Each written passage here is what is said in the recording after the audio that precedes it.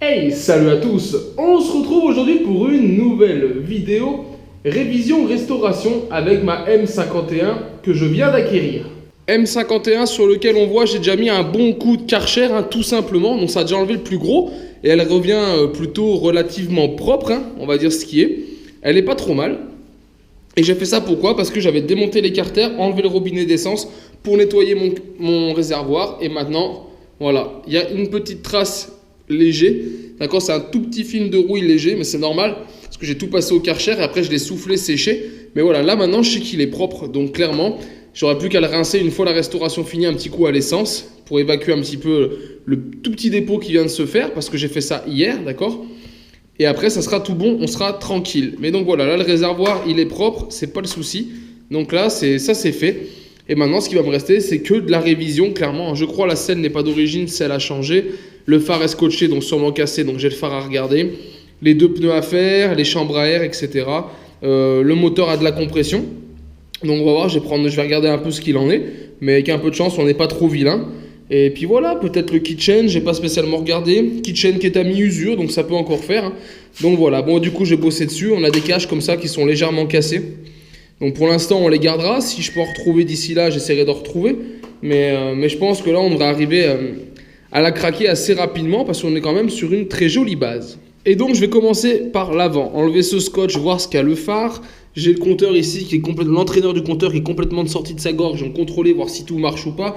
J'ai deux soufflets de fourche à remettre un pneu et une chambre à air et gonfler tout ça. Donc je vais commencer par l'avant. Regardez, on a même la clé avec le Neumann. Si ça c'est pas beau, le petit Neumann d'époque qui est là. Donc voilà, ça c'est plutôt cool. Mais bon bref, allez, on va attaquer. Donc j'enlève ce scotch là. Et puis on va aller voir un petit peu ce qu'il y a dessous et ce que ça donne. Et voilà, petit nettoyage de cuvelage de phare et un nouveau phare. Donc voilà, j'ai l'ancien qui était légèrement cassé. J'ai celui-là qui est une occasion. Et qui a à peu près la même teinte, le plastique légèrement jauni, pas tout à fait transparent comme un neuf. Donc voilà, je vais nettoyer celui-là, qui a le même support d'ampoule, vous voyez. Et je vais réinstaller le support d'ampoule ici d'origine. Et voilà, mon phare, il sera tout bon.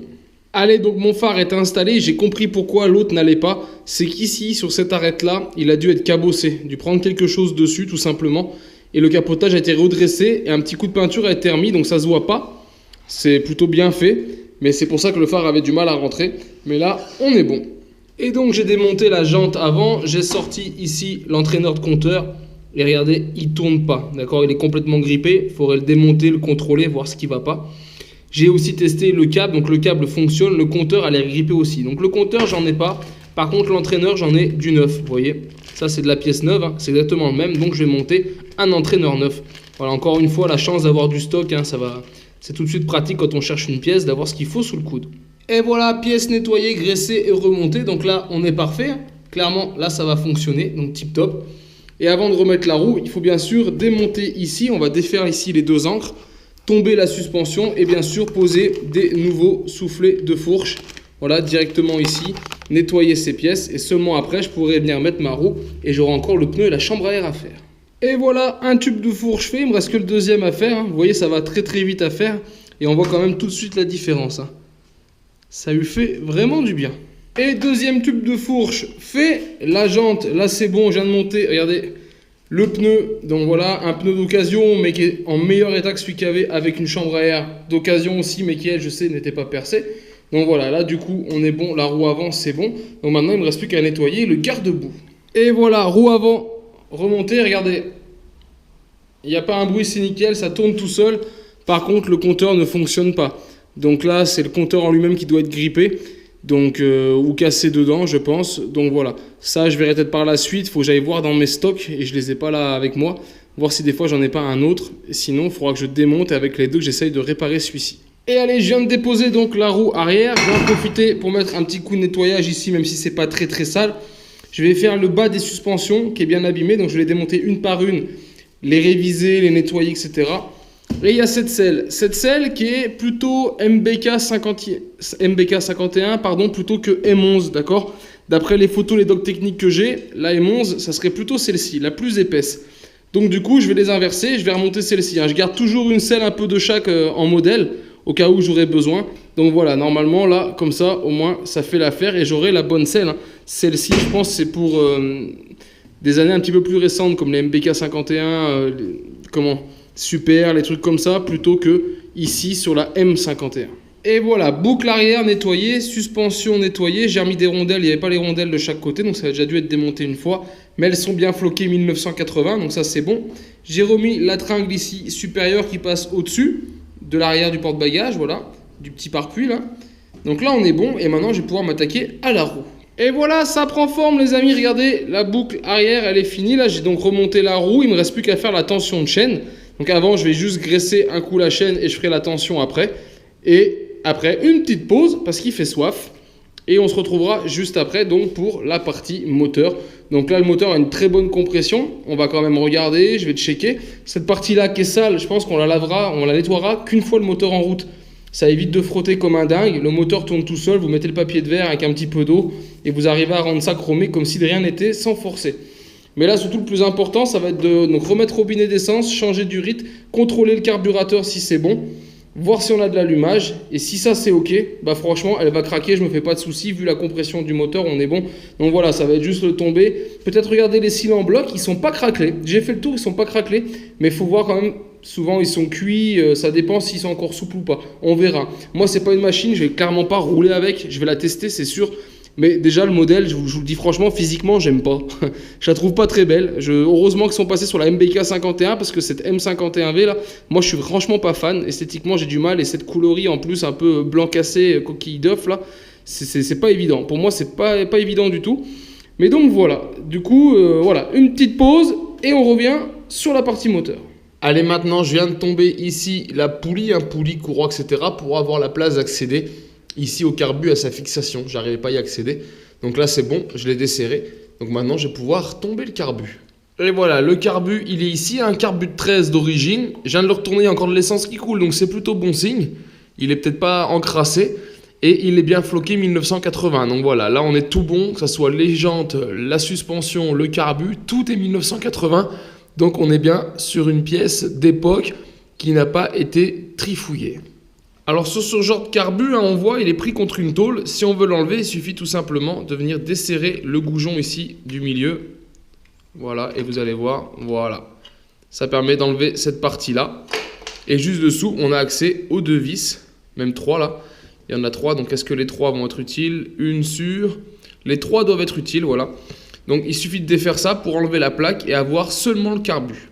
Et voilà le carbu qui est tout propre, nickel, durite neuve, câble neuf, tout est réglé. Hein.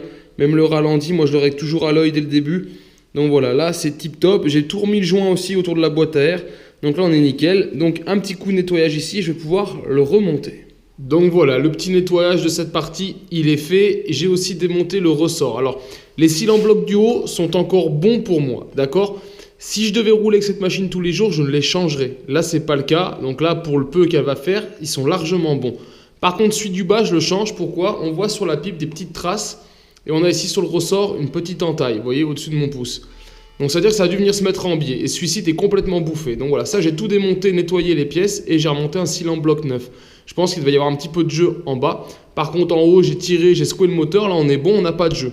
Donc ceux-là, je les laisse. Mais je vous le dis, si on devait rouler tous les jours avec cette machine, il faudrait les changer quand même. Là c'est juste qu'elle va rouler exceptionnellement quelques fois dans l'année.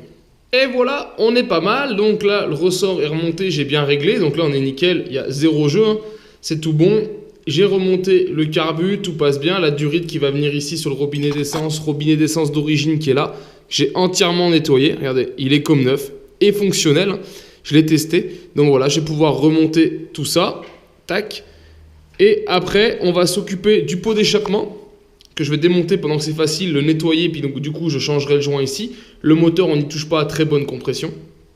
Et on reviendra mettre la poulie, la courroie, etc. Et seulement après, on passera au câble et aux gaines, car j'ai tout coupé en fait. Les câbles et les gaines, je les change. Et voilà, le pot, il est là. Pot qui est propre, hein, pas abîmé, pas tordu. Bon, un peu de la crasse au bout, mais ça c'est rien. Hein. Là, 2 coups de chiffon, ce sera parti. J'ai regardé à l'intérieur, là aussi, pas de calamine, rien. On voit le piston, tout est propre. Donc voilà, là c'est juste du nettoyage, changer le joint de sortie de cylindre et on remonte le pot.